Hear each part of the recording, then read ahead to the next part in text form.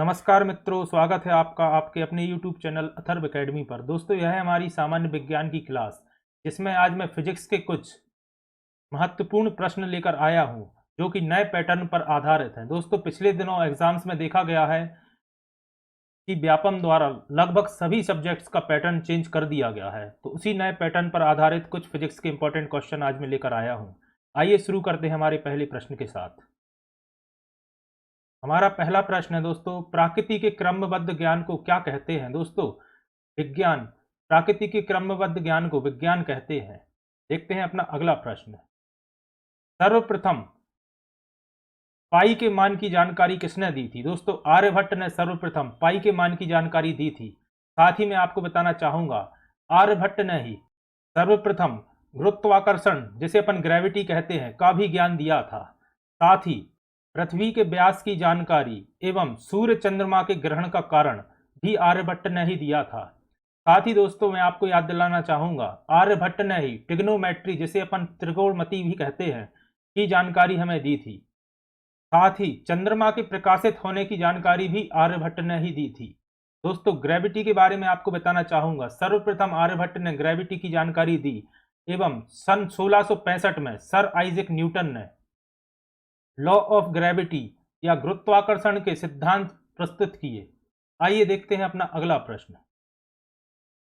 चंद्रशेखर वेंकटरमन किस सन में नोबेल पुरस्कार से सम्मानित किया गया था? देखो दोस्तों, यह सीवी रमन के नाम से भी अपन इन्हें जानते हैं और इन्हें 1930 सन में रमन प्रभाव या रमन इफेक्ट के लिए नोबेल पुरस्कार दिया गया। हमारा अगला प्रश्न है, महान गणितज्ञ भास्कर ने ब्रह्मगुप्त को किस उपाधि से सम्मानित किया था? दोस्तों, महान गणितज्ञ भास्कर ने ब्रह्मगुप्त को गणक चक्र चूड़ामणि उपाधि से सम्मानित किया था। देखते हैं अपना अगला प्रश्न। डॉक्टर गोविंद खुराना की क्या उपलब्धियां हैं? दोस्तों, डॉक्टर गोविंद खुराना ने एस्चेरिया कोलाई नामक जीवाणु के 207 जीन बनाए थे।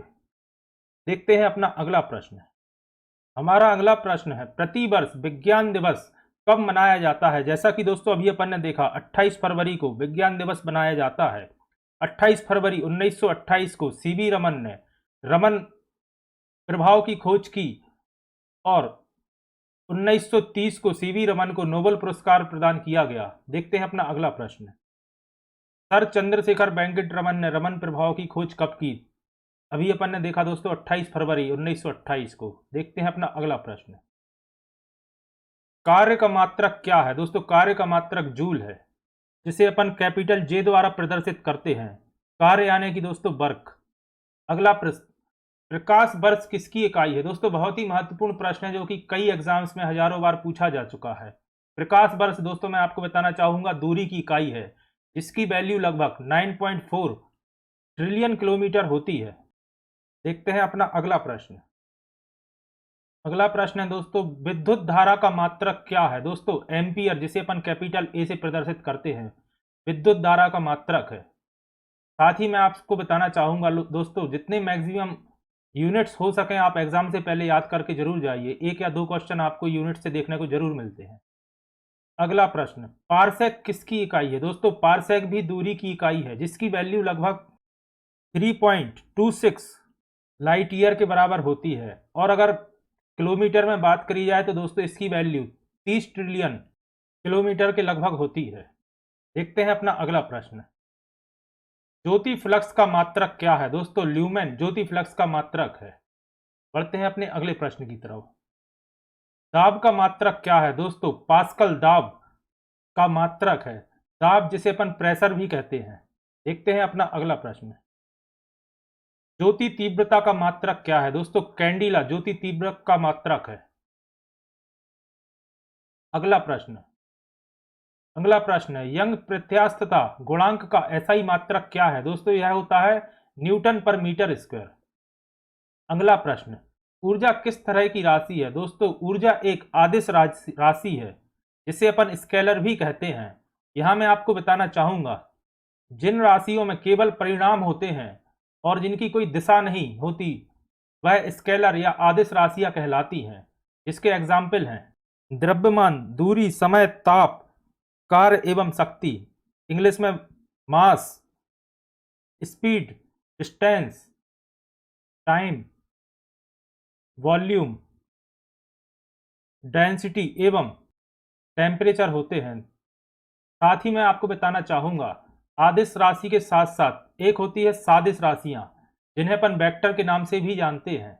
यह वह भौतिक राशियां होती हैं जिनमें परिणाम के साथ साथ दिशा भी होती है, दिशा जिसे अपन डायरेक्शन कहते हैं।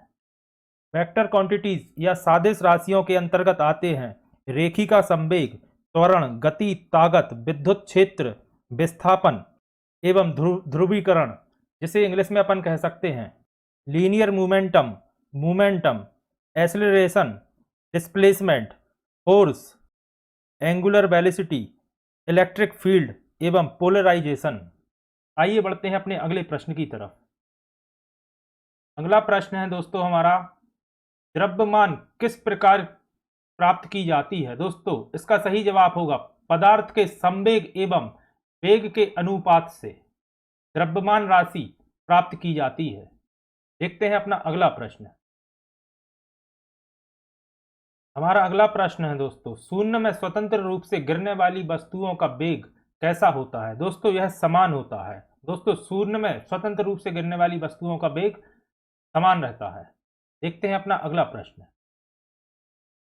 न्यूटन का गति विषयक प्रथम नियम क्या बताता है? दोस्तों फर्स्ट लॉ ऑफ न्यूटन या न्यूटन का पहला लॉ बताता है किसी भी स्थिर या गतिशील वस्तु की स्थिति और दिशा में तब तक कोई परिवर्तन नहीं होता जब तक उस पर कोई बाह्य बल का सक्रिय ना हो। इसका मतलब है दोस्तों कोई भी स्टेबल चीज है या कोई गतिशील चीज है, जब तक उस पर कोई एक्सटर्नल फोर्स नहीं लगेगा, जब तक उसकी स्थिति एवं दिशा या डायरेक्शन में कोई चेंज नहीं आएगा। देखते हैं अपना अगला प्रश्न। रॉकेट किस सिद्धांत पर कार्य करता है? दोस्तों रॉकेट संवेग संरक्षण के सिद्धांत पर कार्य करता है। देखते हैं दोस्तों अपना अगला प्रश्न। अश्व यदि एकाएक चलना प्रारंभ कर दे तो अश्वारोही के गिरने की आशंका का क्या कारण है? अश्व यानी कि दोस्तों घोड़ा। इसका सही जवाब होगा दोस्तों विश्राम जड़त्व, जिसे रेस्ट इनर्शिया नाम से भी जानते हैं। यदि घोड़ा अचानक चलना चालू कर दे तो उस पर सवार व्यक्ति के गिरने का कारण या आशंका उसका विश्राम जड़त्व रहेगा या रेस्ट इनर्शिया रहता है। अगला प्रश्न, बल किसका गुणनफल है? दोस्तों बल द्रव्यमान एवं त्वरण का गुणनफल है। बढ़ते हैं अपने अगले प्रश्न की तरफ। मानव शरीर का वजन ध्रुवों पर कैसा होता है? दोस्तों ध्रुवों पर यानी कि पोल्स पर मानव शरीर या किसी भी पिंड का वजन सामान्यता से अधिक होता है। अगला प्रश्न, 1 किलोग्राम राशि का वजन न्यूटन में कितना होता है? दोस्तों 1 किलोग्राम राशि का वजन 9.8 न्यूटन के बराबर होता है। देखते हैं अपना अगला प्रश्न। अगला प्रश्न है, जड़त्व आघूर्ण व कोणीय त्वरण का गुणनफल क्या होता है? दोस्तों यह टार्क होता है और यह दोस्तों टॉर्क का सिंबल होता है। आइए देखते हैं अपना अगला प्रश्न। जब किसी बोतल में पानी भरा जाता है और उसे जमने दिया जाता है तो बोतल टूट जाती है, क्योंकि दोस्तों पानी जमने पर फैलता है और फैलने के कारण बोतल टूट जाती है। दोस्तों नए पैटर्न में लगभग इसी टाइप के क्वेश्चंस पूछे जा रहे हैं, जिससे मिलते जुलते क्वेश्चन मैं आपके लिए प्रैक्टिस के लिए लेकर आया हूं। साथ ही मैं आपको बताना चाहूंगा हमारे यूट्यूब चैनल पर अदर सब्जेक्ट्स की भी क्लासेस चल रही हैं, जो अगर आपने नहीं देखी हैं तो एक बार जाकर प्लेलिस्ट में जरूर देखें। अगला प्रश्न है, सड़क पर चलने की अपेक्षा बर्फ पर चलना कठिन है, क्योंकि दोस्तों बर्फ में सड़क की अपेक्षा घर्षण कम होता है। घर्षण यानी कि दोस्तों फ्रिक्शन, जो कि हमारे लिए चलने में मददगार रहता है। आइए बढ़ते हैं अगले प्रश्न की तरफ। लोहे की कीलें पारे में तैरती हैं जबकि पानी में डूब जाती हैं, क्योंकि दोस्तों लोहे का घनत्व पानी से अधिक होता है किंतु पारे से यानी कि मरकरी से कम होता है। इस वजह से मरकरी के ऊपर लोहे की कीलें तैर जाती हैं और पानी में डूब जाती हैं। देखते हैं अपना अगला प्रश्न। कितने तापमान पर पानी का अधिकतम घनत्व रहता है? दोस्तों 4 डिग्री सेल्सियस पर। यह भी दोस्तों पहले कई बार प्रश्न पूछा जा चुका है। 4 डिग्री सेल्सियस पर पानी का अधिकतम घनत्व रहता है। अगला प्रश्न, वस्तु की मात्रा बदलने पर घनत्व में क्या परिवर्तन होगा? दोस्तों, मात्रा बदलने पर घनत्व में कोई परिवर्तन नहीं होगा, यह अपरिवर्तित रहेगा। देखते हैं अपना अगला प्रश्न। हवाई जहाज की यात्रा करते समय पेन से स्याही किस कारण से निकलने लगती है? दोस्तों, यह वायु दाब की कमी के कारण पेन से स्याही निकलने लगती है। अगला प्रश्न। ऊंचाई की जगहों पर पानी 100 डिग्री के नीचे तापमान पर उबलने लगता है, क्योंकि क्योंकि दोस्तों वायुमंडलीय दाब कम हो जाता है, अतः उबलने का बिंदु नीचे आ जाता है। इस वजह से ऊंचाई वाली जगहों पर 100 डिग्री के पहले ही पानी उबलने लगता है। देखते हैं अपना अगला प्रश्न। अगला प्रश्न है दोस्तों, साबुन के बुलबुले के अंदर का दाब वायुमंडलीय दाब की अपेक्षा कैसा होता है? दोस्तों, यह अधिक होता है। बुलबुले के अंदर का दाब वायुमंडलीय दाब या एटमॉस्फेरिक प्रेशर से अधिक होता है, और एटमॉस्फेरिक प्रेशर को दोस्तों अपन एटीएम से प्रदर्शित करते हैं। देखते हैं अपना अगला प्रश्न। वायु दाब मापी रीडिंग में अचानक गिरावट किस बात का संकेत होता है? दोस्तों, यह मौसम तूफानी होने का संकेत होता है। इसका कारण है दोस्तों एटमॉस्फेरिक प्रेशर या वायु दाब कम होने के कारण तूफान आता है। देखते हैं अपना अगला प्रश्न। प्रेशर कुकर में खाना जल्दी पक जाता है, क्योंकि दोस्तों अधिक दाब पर पानी अधिक तापक्रम पर उबलने लगता है। इस वजह से प्रेशर कुकर में खाना जल्दी पक जाता है। देखते हैं अपना अगला प्रश्न। हाइड्रोजन से भरा रबड़ का गुब्बारा किस कारण से वायु में ऊपर जाकर फट जाता है? दोस्तों, वायु दाब घट जाने के कारण ऊपर जाकर गुब्बारा फट जाता है। देखते हैं अपना अगला प्रश्न। सूर्य में निरंतर ऊर्जा का सृजन किस कारण से होता है? दोस्तों, नाभिकीय संलयन से। नाभिकीय संलयन जिसे अपन न्यूक्लियर फ्यूजन भी कहते हैं, और यही सूर्य की ऊर्जा का मुख्य स्रोत है। देखते हैं अपना अगला प्रश्न। चाबी भरी घड़ी में किस तरह की ऊर्जा होती है? दोस्तों, यह स्थितिज ऊर्जा होती है, जिसे अपन पोटेंशियल एनर्जी के नाम से भी जानते हैं। देखते हैं अपना अगला प्रश्न। जब हम रबड़ के बने गद्दे वाली सीट पर बैठते हैं या लेटते हैं तो उसका आकार परिवर्तित होता है, इसका कारण क्या है? दोस्तों, क्योंकि ऐसे पदार्थ में स्थितिज ऊर्जा होती है। स्थितिज ऊर्जा यानी कि दोस्तों पोटेंशियल एनर्जी। देखते हैं अपना अगला प्रश्न। जब किसी चल वस्तु की गति दोगुनी हो जाती है तो उसकी गतिज ऊर्जा में क्या परिवर्तन होगा? दोस्तों, उसकी गतिज ऊर्जा 4 गुनी हो जाएगी। गतिज ऊर्जा जिसे अपन काइनेटिक एनर्जी कहते हैं। आइए देखते हैं अपना अगला प्रश्न। द्रव्य का ना तो सृजन किया जा सकता है ना ही विनाश, यह कौन सा नियम है? दोस्तों, यह नियम ऊर्जा संरक्षण का नियम है, जिसके तहत कहा गया है कि द्रव्य का ना तो सृजन किया जा सकता है और ना ही विनाश। आइए देखते हैं अपना अगला प्रश्न। कार्य किस प्रकार की राशि है? दोस्तों, कार्य एक आदिश राशि है, स्केलर क्वांटिटी है। बढ़ते हैं अपने अगले प्रश्न की तरफ। कार्य का मात्रक क्या होता है? दोस्तों, न्यूटन मीटर या जूल कार्य का मात्रक होता है। आइए बढ़ते हैं अपने अगले प्रश्न की तरफ। किसी वस्तु की कार्य करने की क्षमता को क्या कहते हैं? दोस्तों, उस वस्तु की ऊर्जा कहते हैं। बढ़ते हैं अपने अगले प्रश्न की तरफ। गुरुत्व के विरुद्ध किसी वस्तु पर कार्य करने की इसकी स्थिति में परिवर्तन हो तब उस वस्तु में संचित ऊर्जा क्या कहलाएगी? दोस्तों, वह गुरुत्वीय स्थितिज ऊर्जा कहलाएगी, जिसे अपन ग्रेविटेशनल पोटेंशियल एनर्जी कहते हैं। देखते हैं अपना अगला प्रश्न। कार्य, ऊर्जा और शक्ति तीनों किस प्रकार की राशियां हैं? दोस्तों, यह तीनों आदिश राशियां यानी कि स्केलर क्वांटिटीज हैं। देखते हैं अपना अगला प्रश्न। दूध से क्रीम निकालने में किस बल का प्रयोग होता है? दोस्तों, यह अपकेंद्रीय बल का प्रयोग होता है। देखते हैं अगला प्रश्न। जब एक पत्थर को चांद की सतह से पृथ्वी पर लाया जाता है तो उसमें क्या बदलाव आएगा? दोस्तों, उसका भार बदल जाएगा, परंतु द्रव्यमान सेम रहेगा, यानी कि उसका वेट बदल जाएगा लेकिन उसका मास सेम रहेगा। अगला प्रश्न, जब लिफ्ट त्वरित गति से ऊपर जा रही हो तब लिफ्ट में बैठे हुए व्यक्ति को अपना भार कैसा मालूम पड़ता है? दोस्तों, तब उसे अपना भार अधिक मालूम पड़ता है। अगला प्रश्न, जब लिफ्ट त्वरित गति से नीचे जा रही हो तब लिफ्ट में बैठे व्यक्ति का प्रत्यक्ष भार वास्तविक भार से कैसा होगा? दोस्तों, वह वास्तविक भार से कम होगा।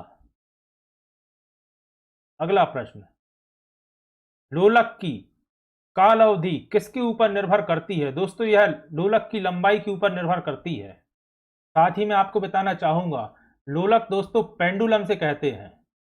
देखते हैं अपना अगला प्रश्न। अगला प्रश्न है दोस्तों, किसी सरल लोलक की लंबाई 4% बढ़ा दी जाए तो उसके आवर्तकाल में क्या बदलाव आएगा? दोस्तों, उसका आवर्तकाल 2% बढ़ जाएगा।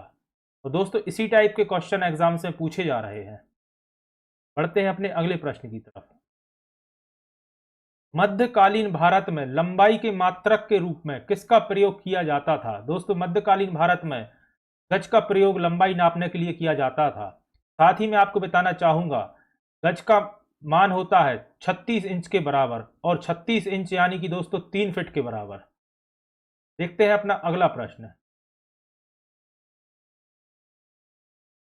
कोई भी वस्तु जिसमें द्रव्यमान होता है और वह स्थान घेरती है वह क्या कहलाती है? दोस्तों, वह द्रव्यमान द्रव्य कहलाती है। द्रव्य यानी कि दोस्तों पदार्थ कहलाती है। तो एग्जाम में आपको द्रव्य या पदार्थ दोनों में से कुछ भी ऑप्शन में आ सकता है। अगला प्रश्न दोस्तों, एक ही प्रकार के परमाणुओं से मिलकर बने, यहां दोस्तों मिसप्रिंट है, द्रव्य रहेगा यहाँ पे।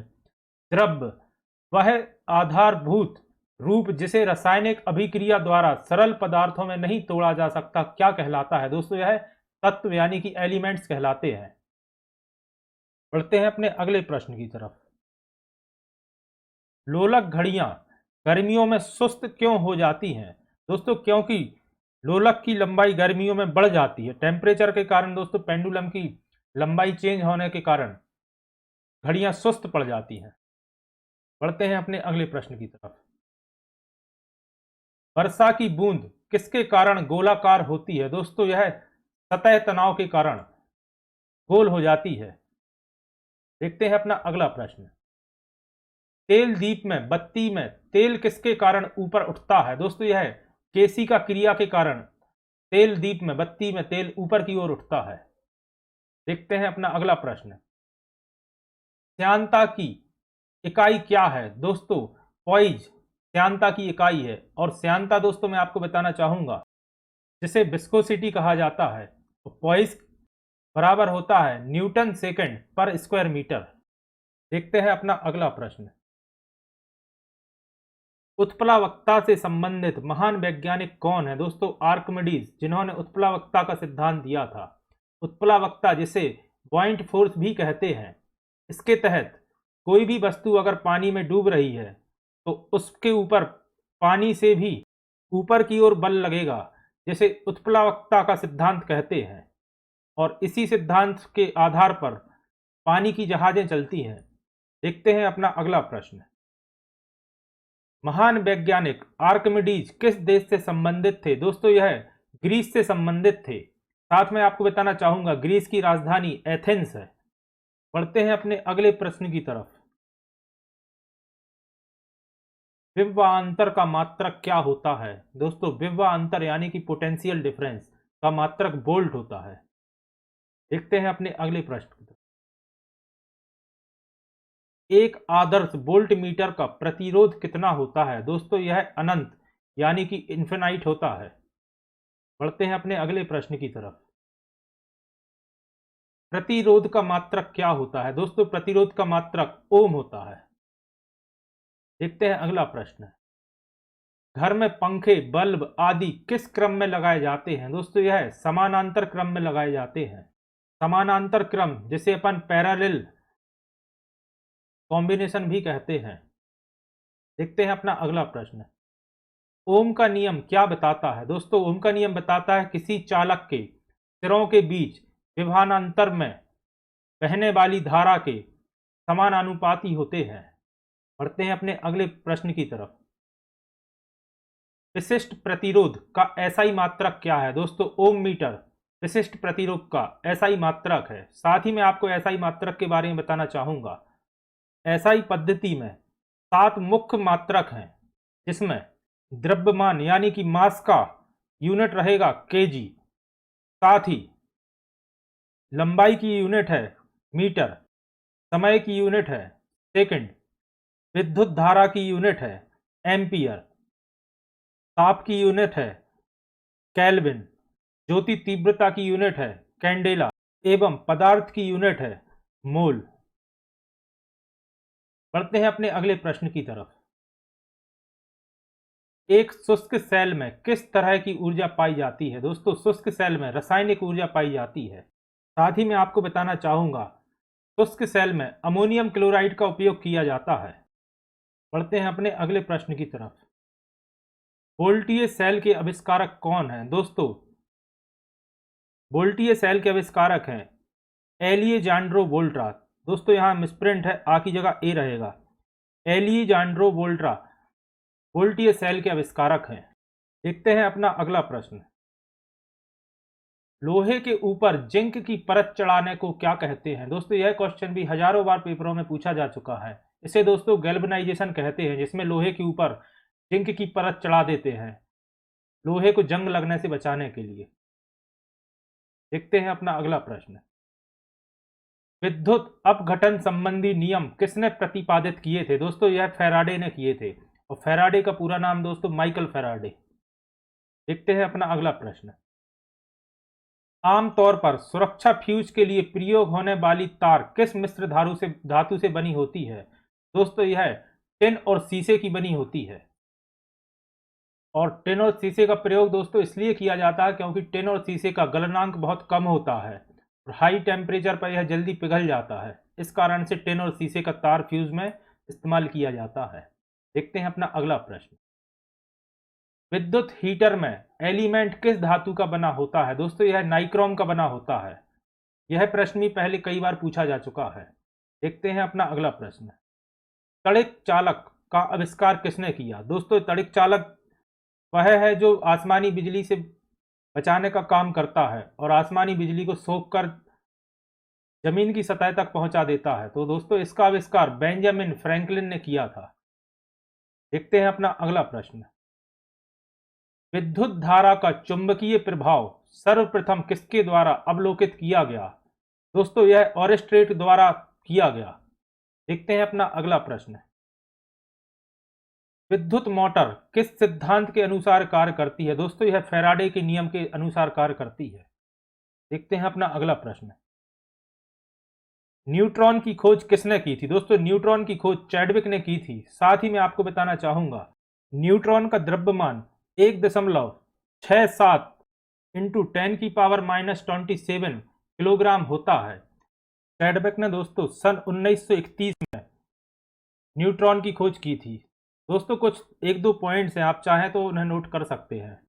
पहला है इलेक्ट्रॉन की खोज दोस्तों जे थॉमसन ने सन 1897 में की थी।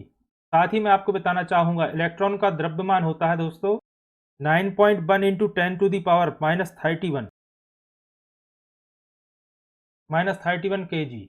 साथ ही मैं आपको बताना चाहूंगा प्रोटॉन की खोज दोस्तों गोल्डस्टीन ने की थी और रदरफोर्ड ने प्रोटॉन को प्रोटॉन नाम दिया था। साथ ही प्रोटॉन का द्रव्यमान मैं आपको बताना चाहूंगा 1.66 इंटू 10⁻27 kg एवं अगर ग्राम में बात की जाए तो 1.66 इंटू 10⁻24 ग्राम होती है। और न्यूट्रॉन का अपन लिख चुके हैं दोस्तों। देखते हैं अपना अगला प्रश्न। अगला प्रश्न है दोस्तों पॉजिट्रॉन की खोज किसने की थी? दोस्तों इसका सही जवाब होगा एंडरसन ने। एंडरसन ने दोस्तों पॉजिट्रॉन की खोज की थी। बढ़ते हैं अपने अगले प्रश्न की तरफ। हाइड्रोजन परमाणु में न्यूक्लियस में प्रोटॉन की संख्या कितनी होती है? दोस्तों हाइड्रोजन के परमाणु के न्यूक्लियस में प्रोटॉन की संख्या 1 होती है। बढ़ते हैं अपने अगले प्रश्न की तरफ। अवश्रव्य तरंगों की आवृत्ति कितनी होती है? दोस्तों यह 20 हर्ट्ज होती है। अवश्रव्य यानी कि दोस्तों इंफ्रासोनिक, या जिसे इनऑडियोबल भी कहते हैं। अगला प्रश्न, पराश्रव्य ध्वनि तरंगों की आवृत्ति कितनी होती है? दोस्तों यह 20,000 हर्ट्ज होती है और इसे अल्ट्रासोनिक भी कहते हैं। साथ ही मैं आपको बताना चाहूंगा 20 हर्ट्ज से लेके 20,000 हर्ट्ज तक तरंगों की आवृत्ति को सोनिक कहते हैं और यही वह तरंगे हैं जिन्हें इंसान द्वारा सुना जा सकता है। तो दोस्तों यह थी हमारी सामान्य विज्ञान की क्लास, जिसमें आज हमने फिजिक्स के कुछ इंपॉर्टेंट क्वेश्चन डिस्कस किए। आशा करते हैं आपको पसंद आए होंगे। अगर आपने चैनल को अभी तक सब्सक्राइब नहीं किया है तो चैनल को सब्सक्राइब जरूर करें। साथ ही साथ प्लेलिस्ट में जाकर हमारी और वीडियोस को भी विजिट करें, जो कि आने वाले सभी एग्जाम्स के लिए बहुत ही महत्वपूर्ण है। धन्यवाद दोस्तों।